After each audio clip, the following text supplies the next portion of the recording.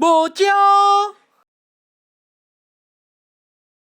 Fine craftsmanship, intricate details, striking colors.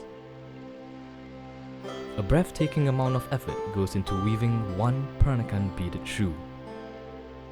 These qualities embody the essence of the Peranakan culture. Painstakingly, the beads are sewn with cautious effort. Like the culture itself, the food, costumes, shoes, architecture, and lifestyle is put together bead by bead. Close to 5 million people living in Singapore, and only a handful are true blue Peranakans. So how did they come by? In the 15th century, a Muslim Chinese admiral named Cheng Ho set out naval expeditions to places like Java, Palembang, and Malacca to impress the foreign people. Because the size of the fleets were too large and travelling became too much for the merchants, they decided to settle down at the trading ports of Singapore. These Chinese merchants intermarried with local Malay women here, and thus they called themselves Peranakan, which means local born. Located at 157 Neil Road lies historical evidence of a traditional barber house that dates back to 1895. Preserved for research and study purposes, its unique architecture is the fusion of the Chinese and European culture. Well, actually, this is a very southern Chinese architectural detail. But what makes it maybe Peranakan is how it's combined with certain different things. So there are also European architectural elements combined, certain choices in colors. So these things, I suppose, combine to make something more in Peranakan taste. But if you were to break it up, it's made up of very different elements. Peter Lee, the curator of this traditional barber house, has been around for 3 years and is in full support of helping to preserve the Peranakan culture. There are programs, we have lectures. We also, in the future, I would love to see sort of traditional cultural demonstrations here, for example, ancestral ceremonies or even a full wedding pageant in the house. These things would keep the house going and keep it alive. Hence, countless hours and effort have been spent by the Peranakans in fusing different cultures together, resulting in something that is uniquely theirs. Similarly, many hours have been spent in the kitchen infusing Chinese and Malay cooking styles, stirring up their own unique Peranakan taste. This is Irene Seek, the owner of True Blue Peranakan restaurant, urgently trying to preserve the original taste of the True Blue Peranakan food. Together with her brother, they have been running this restaurant for 8 years. To maintain the original taste of the food, Irene's brother, who is the head chef of this restaurant, continues the traditional cooking methods. However, preparing Peranakan food is no simple affair. So mine would be the ayam buah keluak. This dish is the favorite among Peranakans, and it takes quite a number of hours because for the buah keluak itself, we have to prepare way before. It's like 1 week before we have to soak and scrub the seeds. Then by the time we take it down and all that and pound it, that's another couple of hours. Then we have to grind the rempah. I think it's 5-6 hours just to produce one dish. In the past, every Nyonya has to prepare cuisines in which time, patience, and skills are required. It is a tradition that women must be able to cook for their husbands and look after them. But there's more. The Peranakan culture still offers another delicate art form, one pleasing to the eye, one that requires much effort, time, and patience. It is the art of Peranakan shoe beading. These beads do not appear only on shoes, but on the pillow and linen cloths as well, and the women must be able to know how to make them. Mr. Robert Sung, a shoe beader, is one of the 4 remaining shoe beaders in Singapore.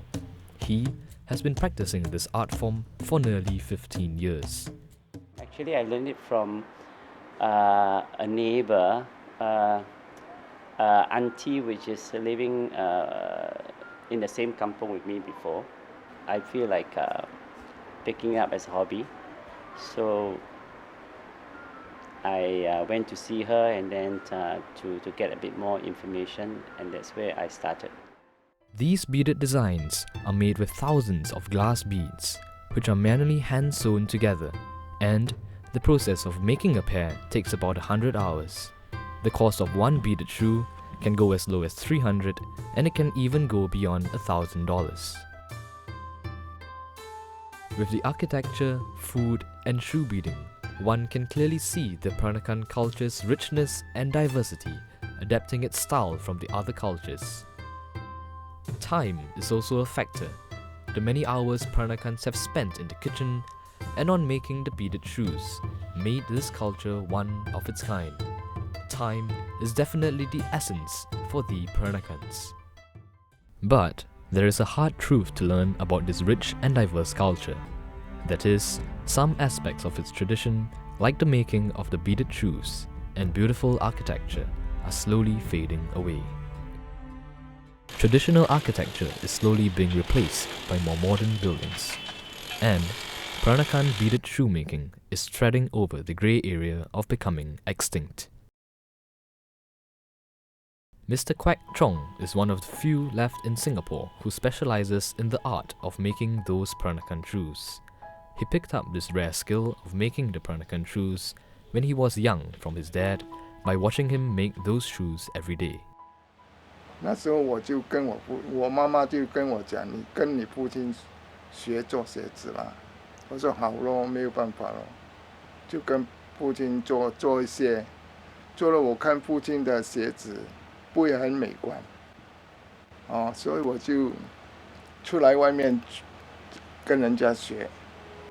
Mr. Quek Chong tried to teach the art of shoemaking to the people who were interested, but it was to no avail.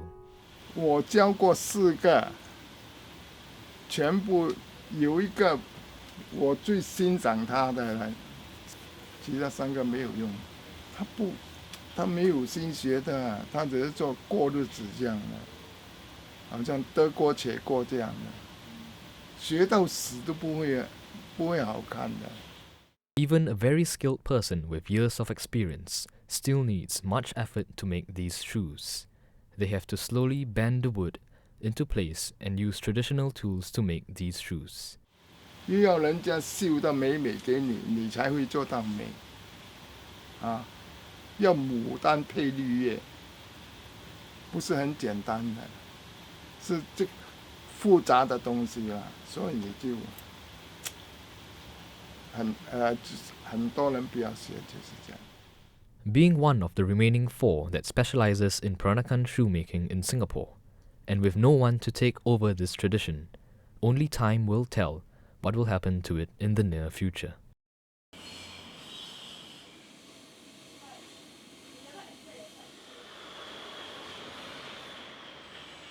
Mr. Peter Wee, a 4th-generation Straits Chinese Peranakan, is the president of the Peranakan Association of Singapore, and he has his reasons and views on why traditions are not being passed down generation by generation.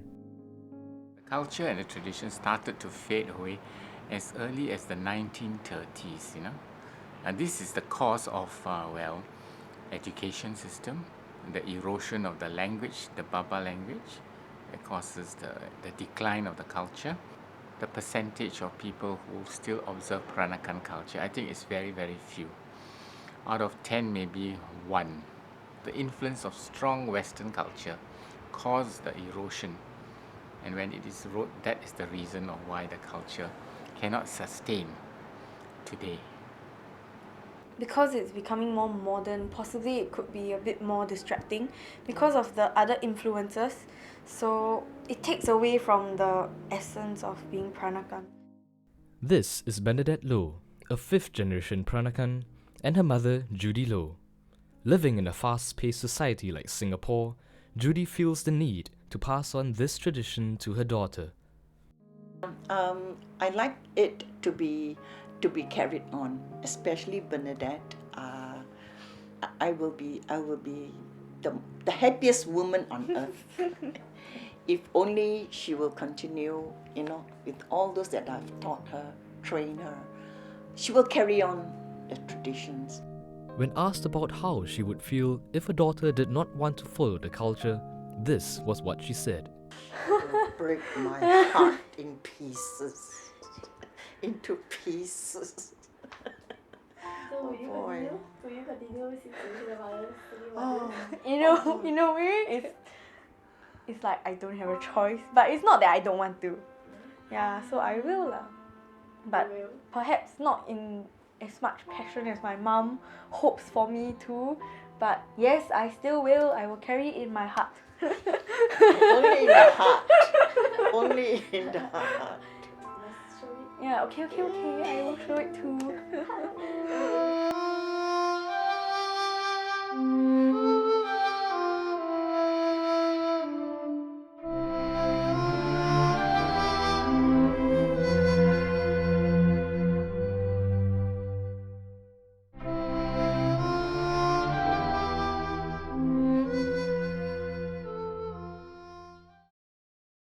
The Peranakan culture, being able to adapt, made itself relevant in modern times. Sadly, the traditions that made Peranakan what it is today faces a tragic end. But the question now is, what will the Peranakan culture surprise us with this time around? Only time will tell.